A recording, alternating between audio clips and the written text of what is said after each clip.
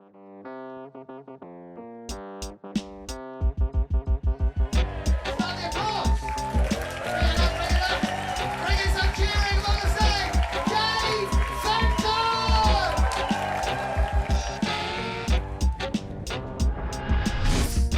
name's Dave Fensome. I'm a stand-up comic, a promoter and a podcaster.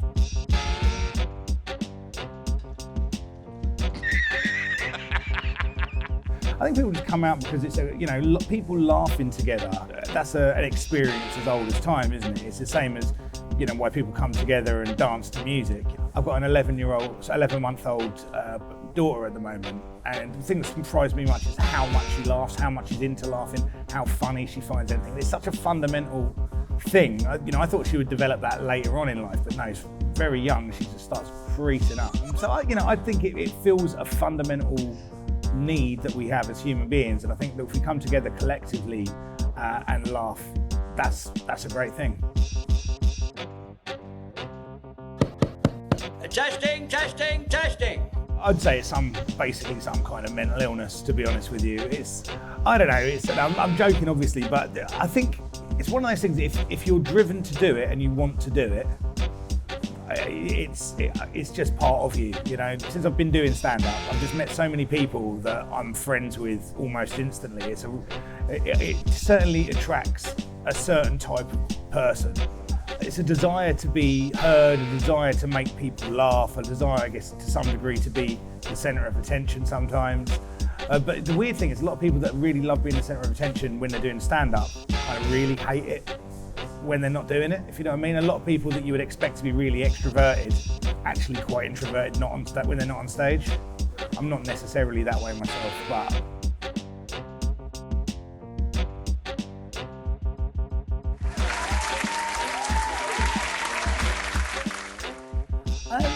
I don't know, man. It's a difficult question, I think, for a stand-up to answer in some ways. Because the one thing I know about most stand-ups is whenever they watch a really different, amazing stand-up, they watch that and they go, I wish that was the kind of stuff that I could do. Like, I'll watch someone like Milton Jones, like a one-liner comedian, and be like, oh, fuck, I wish I could do that. Or I'll watch like a character actor and think, I wish I could do that.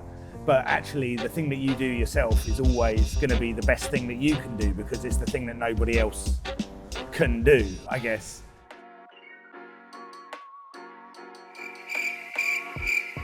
Oh, this is awkward. Oh man, I never do. This is not a particular thing for me. I've spoken to a lot of comics about this, and you have to constantly kind of look over at what you've done and you've gone, okay, actually I've been given this opportunity and I've been given this opportunity because somebody else thinks that this is funny. But like, when I sit back and watch my own material, all I can see with it is the faults, and that's good because I want to try and make it better. But at the same time, it makes watching it quite painful. Like, I'm watching my hour at the moment I've just had filmed, and I sat and watched it with my wife last night, and I just sat and just cringed for an hour basically, because I hated watching it, and all I could see were the things that I'd done wrong. But I played it in a room full of 130 people, and I had laughter throughout, and people coming up to me after saying it was a great show. But it's quite difficult. There's a kind of a cognitive dissonance about putting those two things together. I think if you're a creative, or if you've got that kind of mindset, it's not always easy. I never think to myself, oh, I'm the funniest person in the world. I'll sometimes come up with a joke and I'll be pleased with it.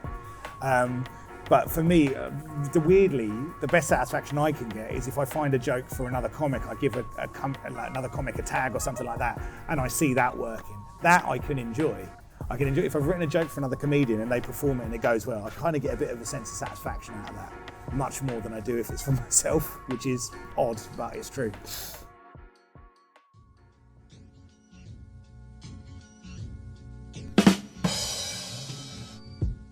I guess I'd gone through my whole life always finding things funny.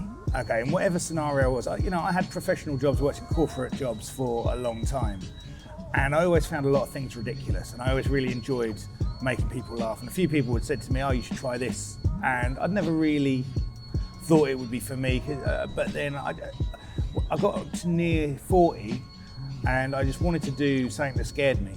So I took a stand-up comedy course, and as soon as I started doing it, I loved it. like there was a final show for this comedy course, and it was in like the big room at Comedia, and they ended up asking me to close it, and I don't know, it just felt like it was something I could do straight away, and I kind of carried on doing it without any real great intention to do anything more with it, and just the more I did it, the more I wanted to do it. It just became the thing that I wanted to do all the time.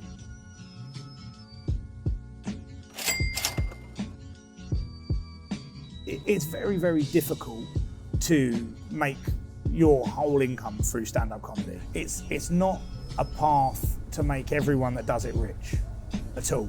Okay, it's a hard slog, and you've got to know that you definitely want to do it. Now, if you don't want to do it, you'll drop out of it fairly quickly.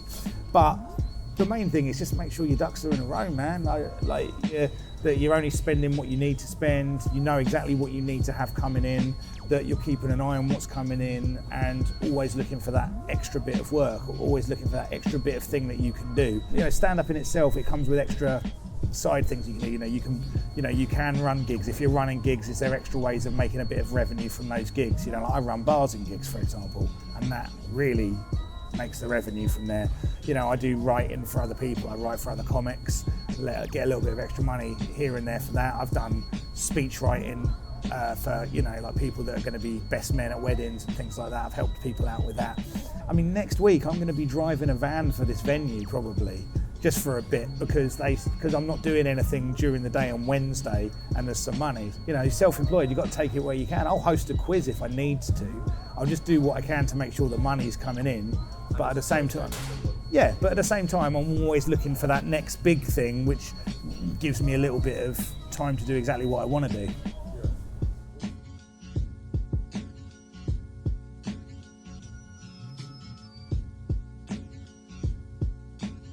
I ended up leaving my job a little bit earlier than I intended to, just because at the start of running this season here at the Warren, I was doing like a 40-hour working week, and then during Brighton Fringe I was doing 11 gigs a week as well.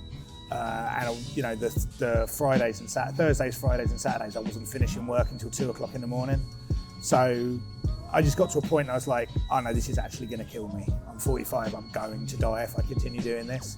Plus I've got, like I say, I've got a baby daughter, so everything was just insane.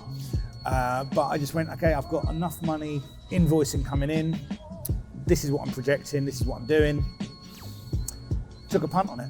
Well, that's all you can do. You know, it's always, you know, unless you're from a moneyed background and you've got like a real deep financial cushion, it is always a leap of faith. And every comic I spoke to, I'm friends with loads of comics, and they went, there will never be the right time. If you sit and wait for the right time, it will never come. You've just got to throw yourself into the ocean and hope you can swim, mate.